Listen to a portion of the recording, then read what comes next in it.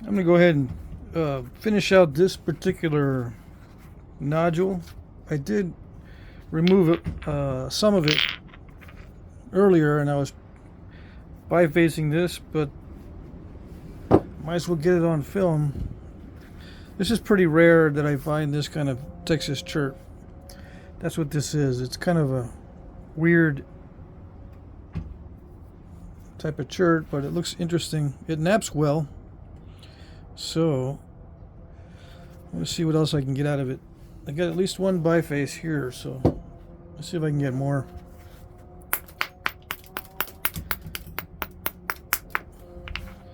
Yeah, it naps extremely well. Let's see.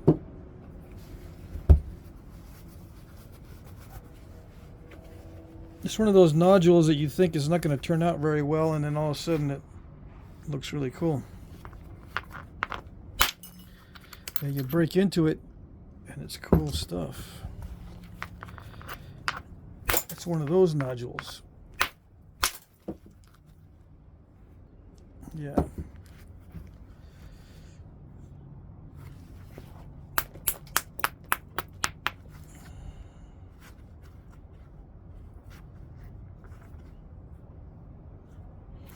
Yeah, it's not the easiest thing to spall.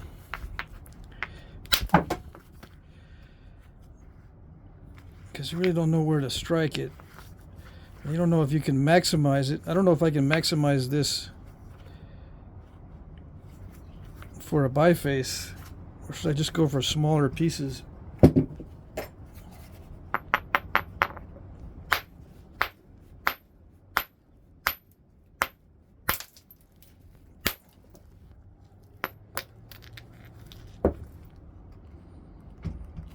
It's one of those pieces that might be better slabbed, right? But I don't have a slabbing saw.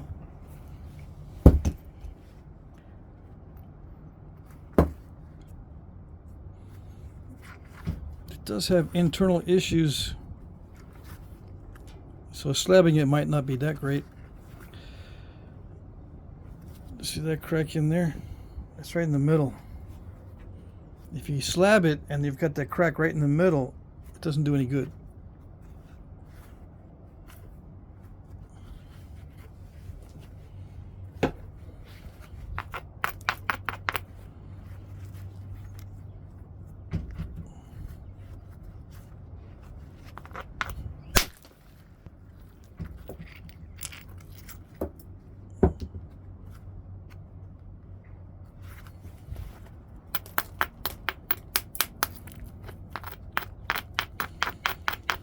I'm going to try to get spalls off of it or flakes off of it and a biface.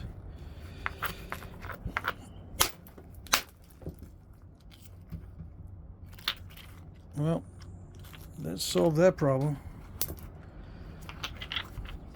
You would think the path of least resistance would be straighter, but nope. So I can get two bifaces, not quite as big as this one. So 3 total bifaces from that spall if I remain lucky, and if I don't crack this somehow and mess it up.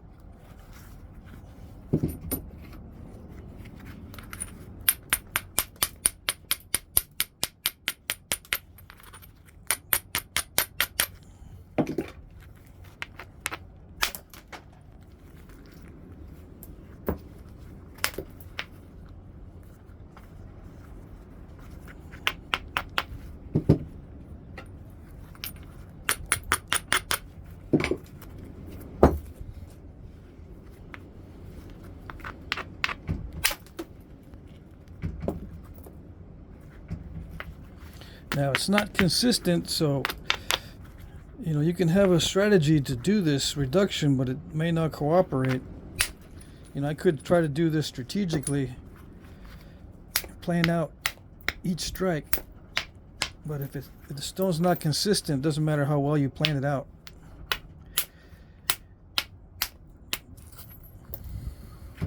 It's probably always a good policy just plan it out by default. But if you're teaching someone how to do it, It may not look like you know what you're doing to the person you're trying to teach. Yeah. Because you'll say, I'm planning on doing this, and it doesn't do it. They'll go, should I be learning from this guy? I don't know. It's not turning out like he says it's turning out, or it's supposed to turn out.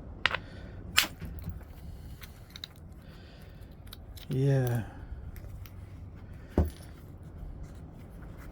Just keep in mind that some stones are not cooperative if you're new. And you're looking at this and you think you got a better spot to hit. Maybe you do, maybe you don't. Chances are it's going to be luck either way. Either with the way you want to do it or the way I want to do it.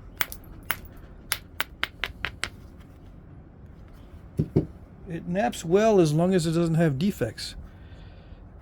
It naps extremely well, which is surprising. It's one of those rare stones. Yeah. It looks like it won't nap at all, but it does. It looks like it has a lot of defects, but they're not that bad, actually.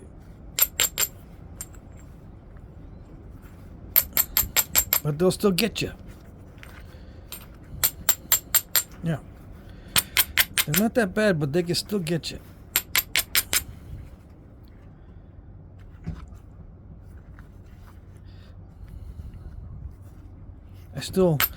I still have a lot of requests on identifying stone. What kind of stone is it? What stone is it? What kind? What's the name of it? The name of it is either nappable or not nappable. Those are the two names. You might say, no. You know, the actual names. Don't be silly. Don't be funny. Don't try to be funny. Because I need it for conversation. If someone comes over to my house and I show them a point made of some stone, if I don't know the name of it, what are we going to talk about? Yeah. You need to know the name of it for whoever comes over and sees it. Because the first thing someone's going to ask that don't know about flint napping is, ooh, what kind of stone is that? You tell them, this is what you tell them. You tell them it's nappable stone. It's either nappable or crapiola pudding. That's what you tell them. They come over and they ask, what type of stone is that?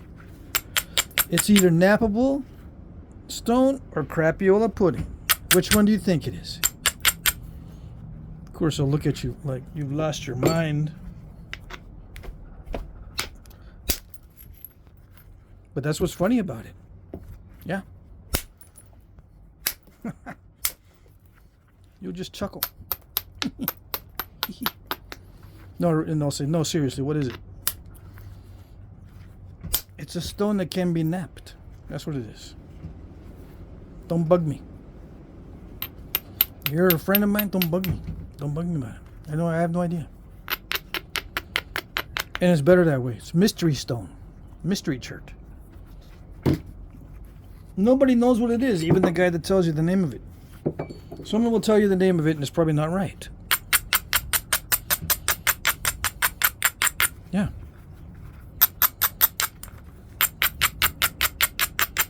Just making it up.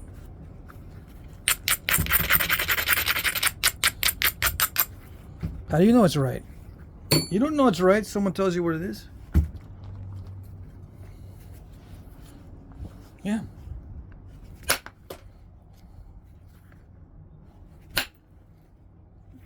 Do you know? Are you in a position to judge if it's right or not, since you don't know what stone it is anyway? You're not in a position to judge whether it's right or not.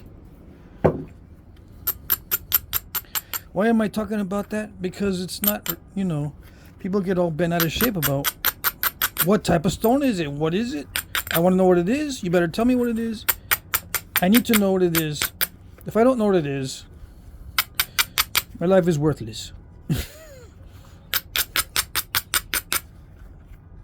Yeah. It's not that big a deal, man. Still doesn't help, does it? If I say it's not a big deal, doesn't help. Doesn't help at all. What helps is to give you an exact name of it. Correct. Perfectly correct name. From someone who named the stone back in the 60s or 40s. Just came up with it. He said he looked around and someone said, someone asked him, what is that? You know, the geologist. And he looked around and he goes, what town are we near? We're near Abilene. It's Abilenite. Oh, Abilenite. I knew it. I knew that's what it was. Yeah. I knew it. See, they just made it up. Why is this so important to know? Someone just made it up. Come up with a name. It's from a certain formation, right? How did they get the name of the formation? They look in a geology book. This came from such and such formation. Okay, well, where'd the name such and such come from? Well, just some guy made it up. Yeah, but it's important. It's one of those important fictions. Some guy just made it up, but it's extremely important to know. Extremely. Because you don't want to be sitting there. Some guy come over your house and you go, I don't know what it is. I have no idea. Yeah.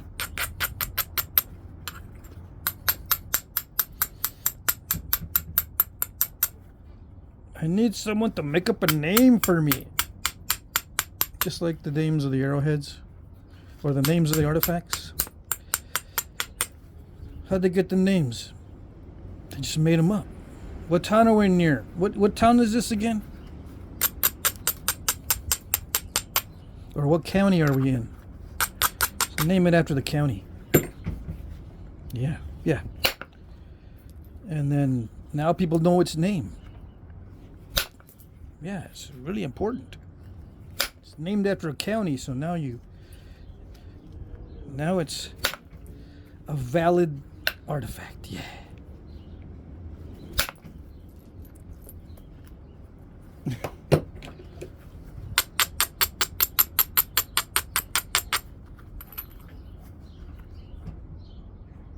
Is that helping? It's not helping, is it? And the reason why I'm going over this a lot is because I think I'm going to put it to rest, you know. I'm just going to say I have no idea what the stone is if someone asks me, even if I know. Why? Because I might be wrong, you know. I could say Paternalis, or I could say Edwards Plateau Chert, or something. I mean, not this one, but just as an example. And chances are I'm not correct, or even if I am correct, what does it matter? If you ask someone, can you please find me some Edwards Plateau Chert? Because I saw some on a YouTube channel. This guy was napping Edwards Plateau Chert. Can you get me some? Do you know where I can get some? First question is, well, you do realize that there are hundreds of different Edwards Plateau Cherts, right? And you'll say, yeah, I know that, but can you get me some? Well, you need to specify where, what type of Edwards Plateau Chert? From where? There's hundreds of different varieties. And you'll go, all right, you know, yeah, I didn't know that really. Now you know. And some varieties look just like each other, but they're from different locations. So even if someone got it for you, it might not be from the location you thought it was from, or from the location where the napper that napped a cool point from it got it from. So yeah, you got the same named stone, but you don't have it from the same exact place that the original napper got it from.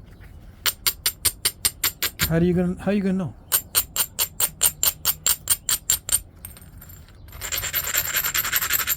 It's a funny thing. It's just, you know, knowing the names of the artifacts and knowing the names of the stone type. It's just one of those useless pieces of information that you just have to have. Yeah, you just have to have it. I know that I'll be a hypocrite if I say I don't like to know the name of it. I do like to know the names of the different stones, but after a while you get to the point where it doesn't really matter that much. If at all, it doesn't really matter.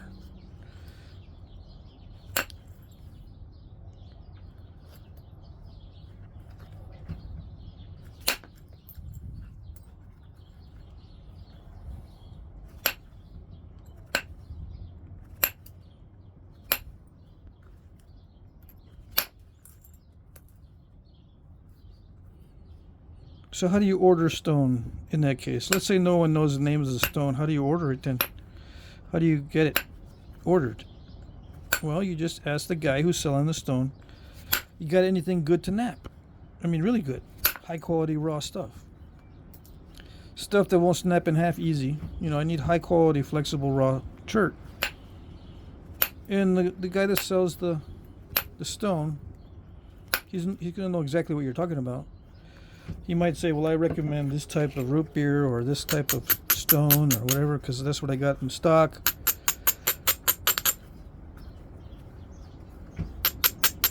That kind of thing. He knows what you're talking about if you just say, I want some knappable stuff.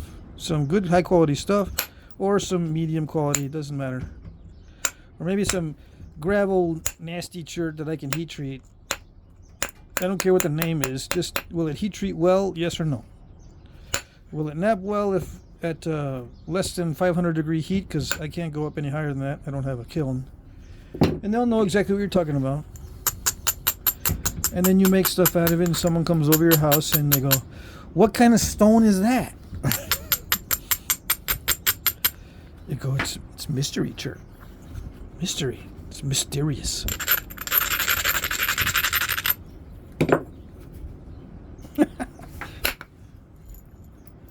That's what this is. This is mystery chert. I have no idea what it is. It feels similar to an amoeba chert, but not quite. I mean, the nodule itself is not amoeba-ish, but it feels kind of that quality, but a little tougher, harder. Yeah, it feels really, really hard. But not difficult to nap unless you hit a nasty spot. Now in this case, what happened here? Just senior moment. This tends to want to split. What did I do? I hit it there or something? Where did I strike it? Anyway, it's an interesting type. Yeah, I would like to have more of it, but I doubt that I'll be able to find more of this.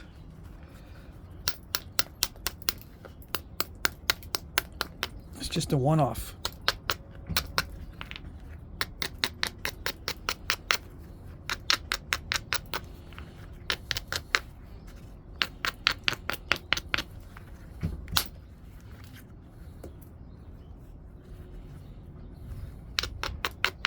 Now I've ordered stone by name. You know, do you have some of this or that by name? And the rock seller would say, yeah, I got some of that. Can you send me some in the box along with something else or whatever? Yep. And I get it, and it's not quite what I thought it was, which is fine, because what I'm looking for is just nappable stuff. But what feels bad sometimes is it makes you feel kind of foolish if you name a stone, if you think you know the name of the stone, and you feel all smart that you know the name, and you order some, and it turns out that it's not nappable the way you thought it was going to be, because you got good pieces before, but now they're not that good. It's the same type of stone. But instead of ordering knappable stone, you ordered a certain type, and now you're all disappointed in yourself because you should have said, I just want something really good to knap. Don't care what the type is. And I don't care what they ask when they come over. I just want something good to knap. Yep. So that's the moral of the story.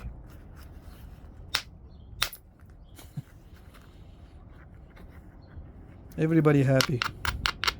When nobody knows the name of it, everyone's happy. I wish. All right.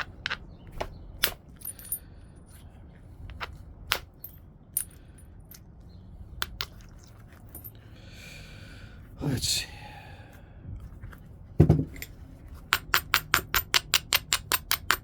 I spent 20 minutes. That was pretty cool. I spent 20 minutes rambling on that stuff.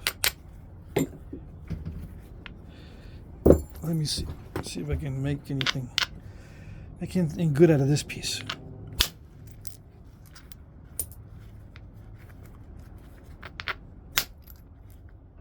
That was good. Yeah, some of this is really good. Oh yes. I gotta be careful I don't install a curve. Right? It's probably already too late. Yeah.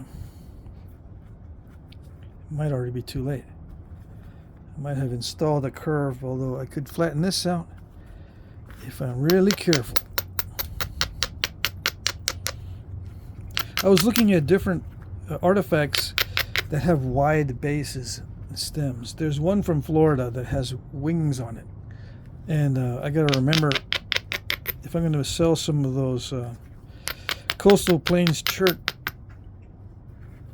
bifaces, to leave them large at the bottom. Maybe some of you guys can make some of those big old winged, I forget what they're called. Anyway, sometimes I'll just take off the corners because it's easier for me to thin the base if I don't have this wide base. I can send in flakes to get it thin. If I leave it wide, it takes a lot of effort to get thinning flakes to travel all the way across. That's what you want. You want it to travel all the way across as much as possible. That'll thin it evenly.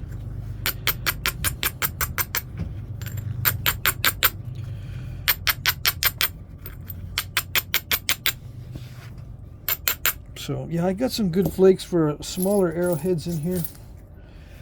This is not too bad. This is about the smallest I would work with for myself. It's not going to be a 2-inch arrowhead, although this little flake is about 2 inches. I'm going to lose maybe a 1/4 inch, so it'll be 1 3/4 inches maximum. It's got a little curve in it, so it's not going to be that wide. It's about the smallest I would work with. So, you know, let's see. I might work with pieces like this. But I think I'm going to sell a lot of these smaller flakes. I'm going to separate these things, not just this particular batch, but in general. What I'm doing this week is I'm looking through all my flakes, and I pick out nice flakes. Let's see. I'll give you an example.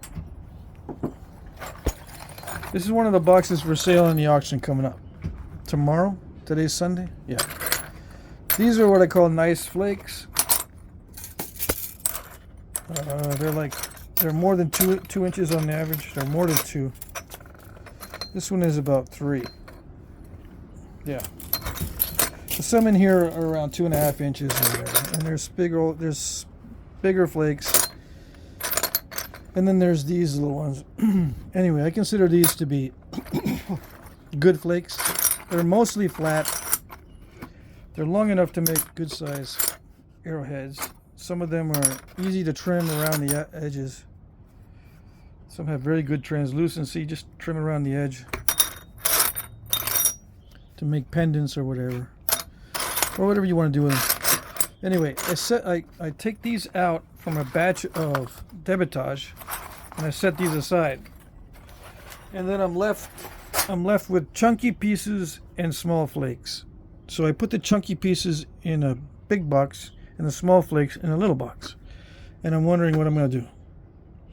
I think I'm going to offer the chunky flakes in a medium flat rate box.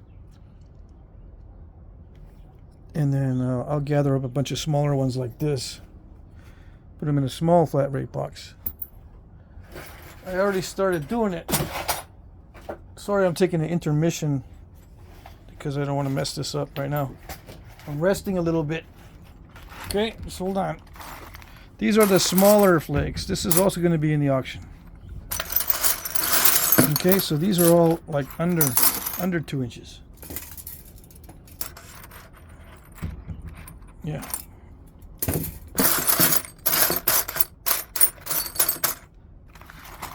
So I'm going to do that. I'm going to start doing that with all my stuff.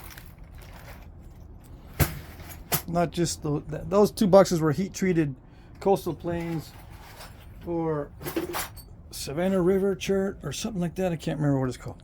But I know it's coastal plains chert. It just has a special name that I keep forgetting. Anyway, I'm going to start offering boxes of the bigger chunks, you know, not like this because it has a defect, but like, let's see. These are all smaller flakes, but if I have big chunks, I'll offer those in a box, and if I have small flakes, I'll offer those in a box. All right.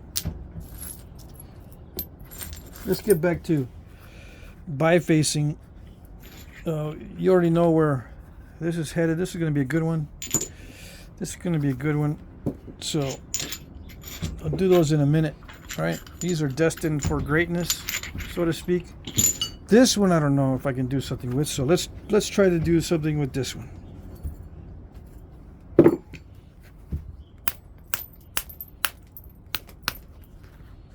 There's a big old scoop out.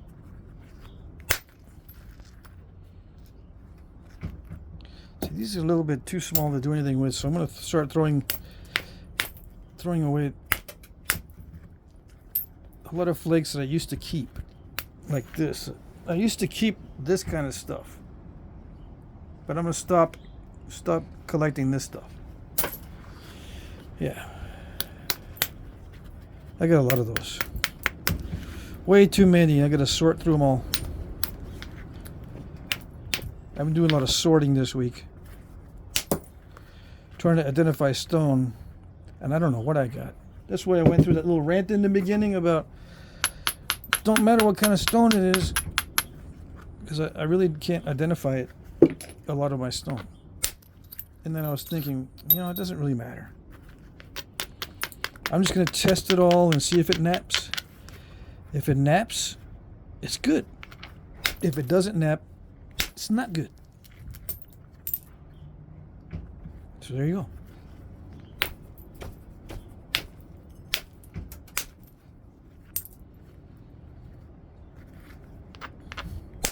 I'll let someone else tell you what it is. Yeah.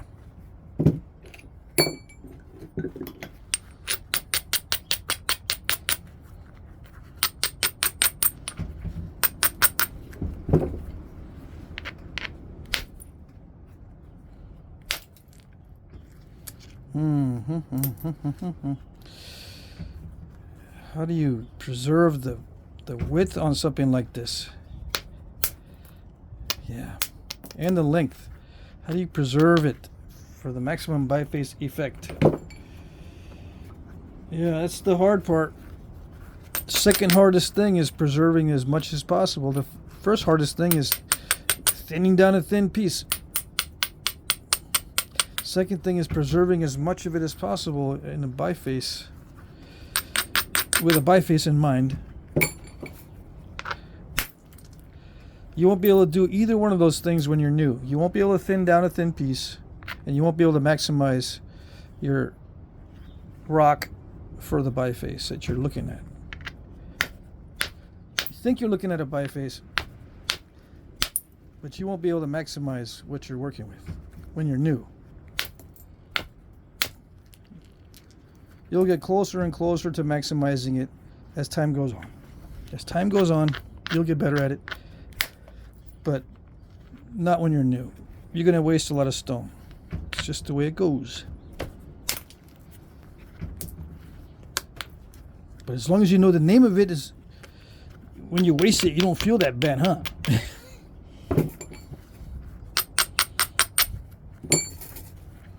I'm just kidding.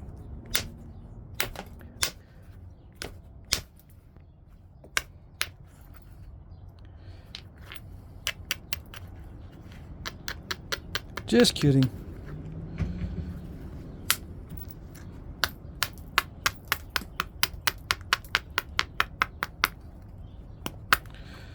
Oh, that was a crystal pocket right there. This is going to be a challenge because it still has that scooped out area. And to get rid of it, I got to get rid of some width. That's going to hurt. Now, it's still going to be cool. It looks like a camouflage pattern. If I can just pop those turtlebacks off.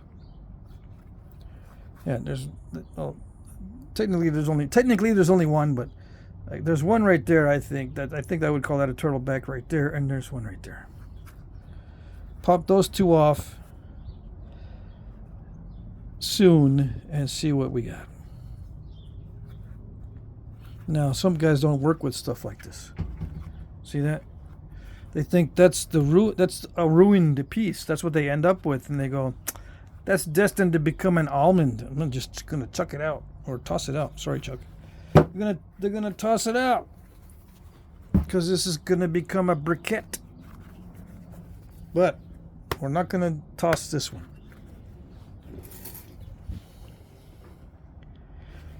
We're going to make something out of this briquette. Yep. And sometimes at a nap-in, the guy will hand it to me, hand one of these briquettes to me, and go, "Can you make something out of this? I want to see." You don't have to. I'm just curious.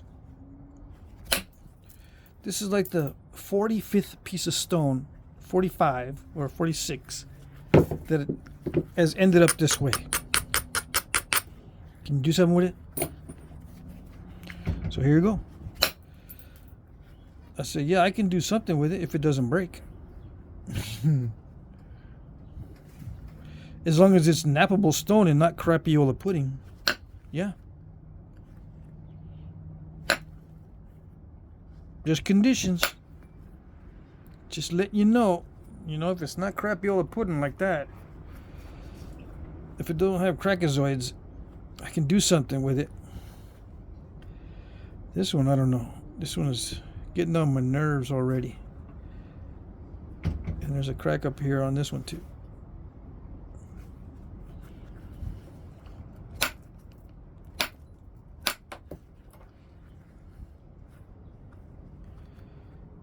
Yeah, look at there. It still wants to be a briquette. It still wants to be an almond.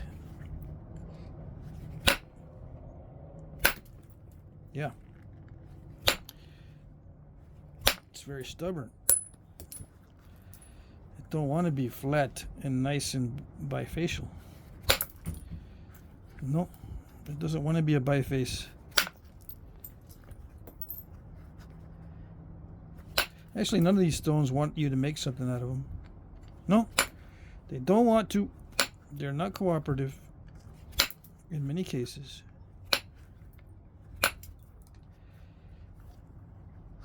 They're just minding their own business.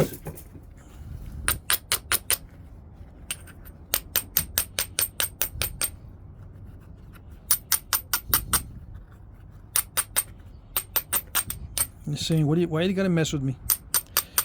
The rock's saying, why you gotta mess with me?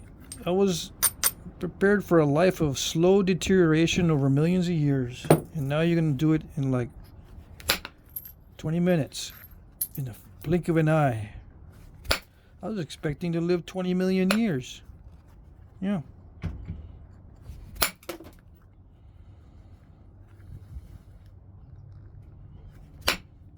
Turning it into a piece of rubble or a projectile point.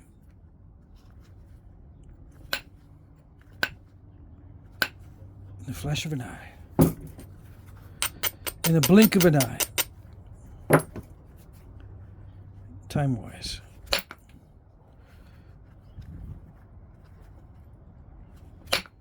Come on, come on, come on. You can't be that tough. Right where it's not advantageous for you to be tough. If you keep resisting in that area, it's going to be very difficult to thin it down.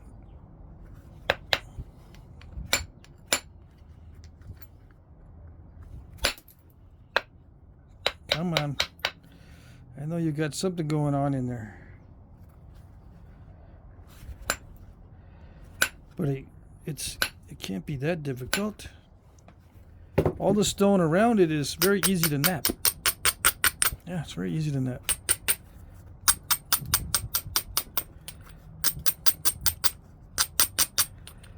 It's just certain spots.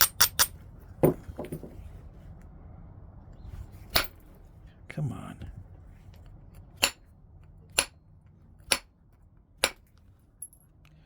Yeah, it's got that. It's got that stuff in the middle. It looks pretty, but you can't do anything with it. You can't nap it. There it goes. Some of it came off. Sometimes it's cool to have a streak of quartzite running down the middle of your projectile point. Sometimes it's kind of cool, but usually it messes up your day.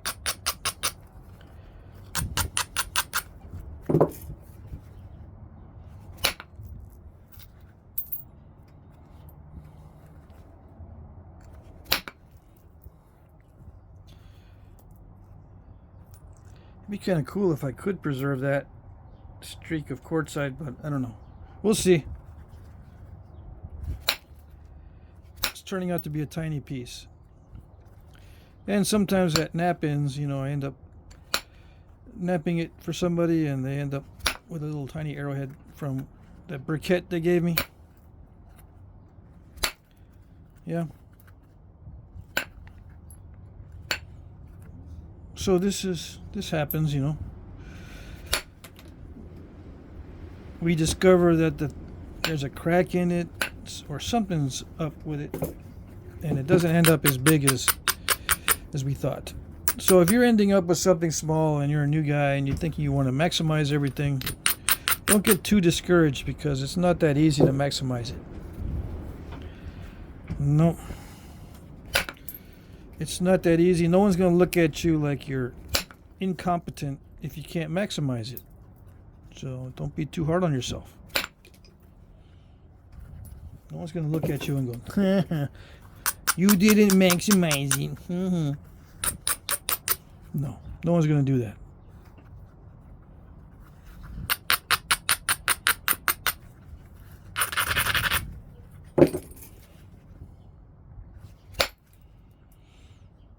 Dang. Okay. What's the solution when it's inconsistent? Nothing. You just have to, you're going to have to live with it. There really is no solution. Just nap it like you would normally nap it, and then you're going to live with whatever defects you end up with. Because there's nothing you can do sometimes. You can use better tools. And when I say better, this is better for you. Not as a general rule. Just if you are trying to experiment with a tool that's not working that well for you, just switch back to what you normally use or what you feel most comfortable with. That will affect your napping for sure. If you are using copper and you want to get into the natural tools and you're starting to use them on this kind of stuff and it's not working out and you're getting all frustrated,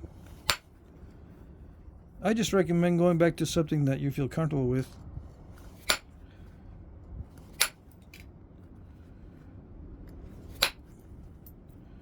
Until you get a little more skill, and then try switching.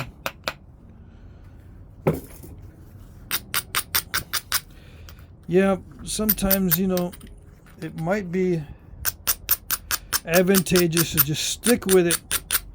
Just stick with it. Just keep going and going and going and going, like I've been telling people. Just keep going and going. Eventually, doing the same thing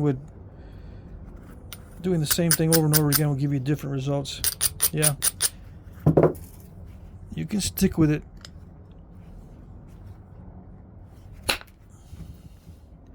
But I've seen guys at nap-ins that just get all... They get all...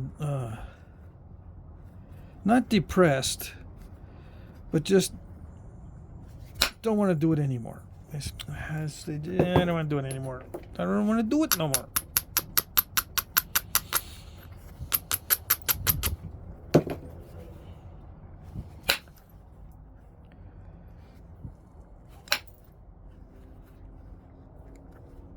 Or I'll just sit and watch. It's okay to sit and watch and do all that kind of stuff, but you know, analyze and watch and take it all in, absorb it.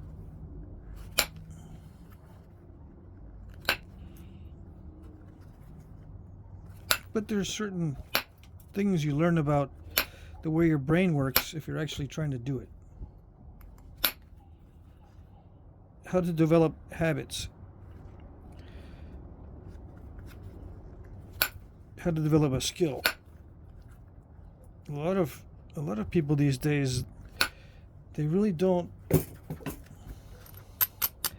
have the, not only don't they have the skills, but they don't have the mindset of learning new skills, or they think that they know how to learn new skills by forcing themselves to do something instead of trying to tweak it and try to hack your brain so that it's always interested in something, some aspect of this to keep you in the game.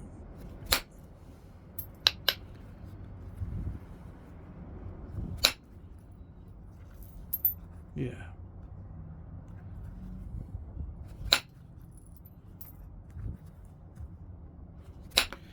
You might say, well, the only thing that's going to keep me in the game is if I learn to do natural tool stuff. That's it. I insist that that's it. Got to do the natural tool stuff, or I'm not going to be in the game. I refuse. It's unacceptable. Any other method? Yada, yada, yada.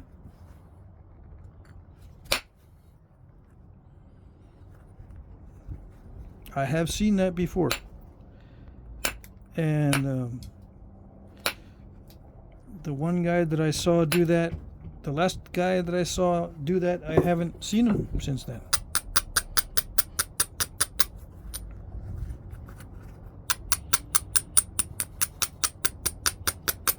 No. He's either lurking in the background, or he said, I'm not going to do it.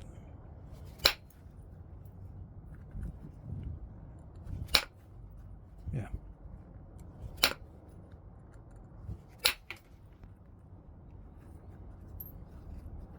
Now this is all kind of wonky. What size is it? A little bit, 2 3/4, 1 1/4. It's good for hunting. All right, so this is what I got. 4 pieces from that one, plus I got some other pieces that I might be able to get an arrowhead from. This might be cool. Sometimes I'll do an arrowhead that has an inclusion in it. Yeah, I can make an arrowhead out of this one. I'll just save these. Yeah, I won't save this dicey stuff, especially if it's got a crack in it. That's gone. Oh, this one, I don't know. Probably not. This one, yeah, it's kind of cool.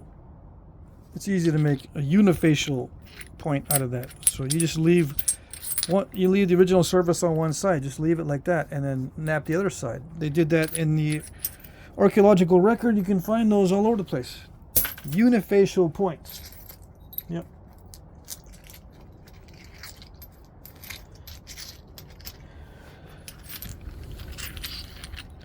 I don't save those. It's got too much cortex. I could save this one. I could make something out of it. Oh yeah, I'll save it. I hate to throw things out. I am gonna have to start doing it.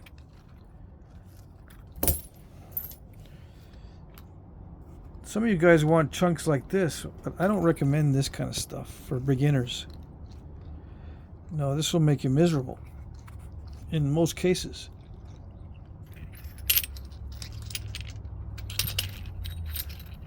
So will stuff like this. You know, you think I might be able to make something out of it.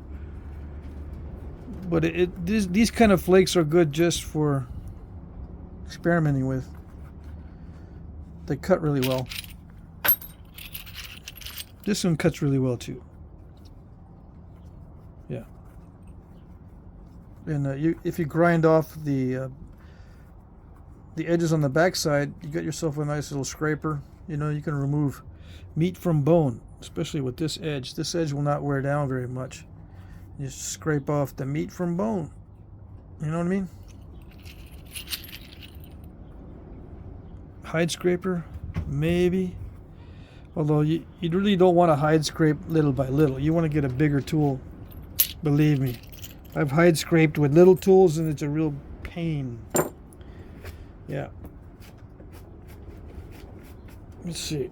Yeah, so that's it. It's about the usual. Okay.